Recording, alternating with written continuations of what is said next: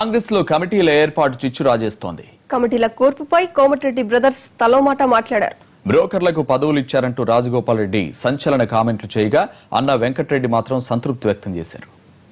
Phone చేసినా ఎక్కడి నుంచి వచ్చినవరా నాయన, మాకు శనిలాగా తగిలినావు అని అడిగిన కుంటి డైరెక్ట్ గా అడిగిన, ఒక శనిలాగా తగిలినవేంద్ర నాయన నువ్వు, నీకు ప్రజల్లో తెలుసా ప్రజలు ఎవరిని కోరుకుంటుండ్రు, ఎవరిని ముందు పెట్టాలి, ఎవరు తెలంగాణ కోసం పోరాటం చేసిండ్రు, ఎవరు కార్యకర్తల కోసం కష్టపడుతుండ్రు, వాళ్ళని ముందు పెడితే కాంగ్రెస్ అధికారంలోకి వస్తే కానీ ఎక్కడ తీసుకొచ్చి పెట్టినవారు అని చెప్పి ఫోన్ చేసి మాట్లాడకపోతున్నా.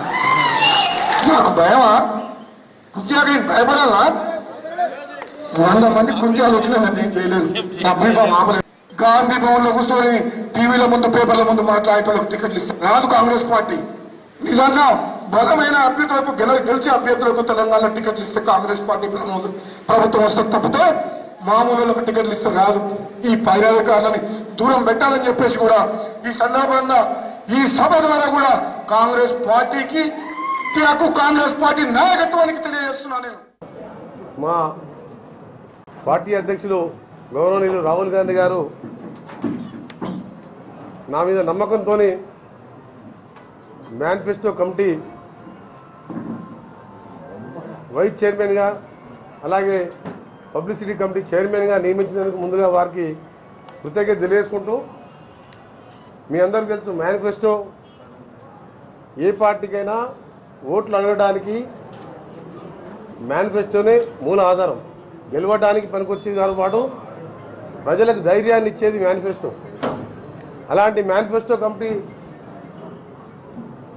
వైస్ చైర్మన్గా ముందుగా ఈరోజు నల్గొండలో ప్రెస్ మీట్లో, ఎందుకంటే ఒక ప్రజా మేనిఫెస్టో రూపొందించాలనే నా కోరిక. దీనికి ఇప్పటికే పలువురితో ఉదయంకి వెళ్ళి చర్చించడం జరిగింది. గాంధీ భవన్లో ఆఫీసులలో కాకుండా ప్రజల వద్దకే నేరుగా వెళ్ళి, ప్రజలంటే ఉద్యోగ సంఘాలు కానివ్వండి, రైతుల దగ్గరికి వెళ్ళి, నిరుద్యోగుల దగ్గరికి వెళ్ళి వారితో సమావేశాలు నిర్వహించి, ఉద్యోగుల దగ్గరికి వెళ్ళి సమావేశం నిర్వహించి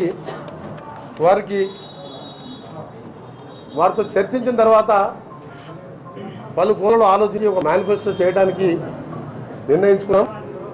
కాంగ్రెస్ పార్టీకి మొదటికెళ్ళి మీకు తెలుసు 2004 కానీ అంతకుముందు కానీ 2009 కానీ కాంగ్రెస్ పార్టీకి ఎప్పుడు కూడా ఏంటంటే చేసిందే చెప్పడం, చెప్పింది చేయడం.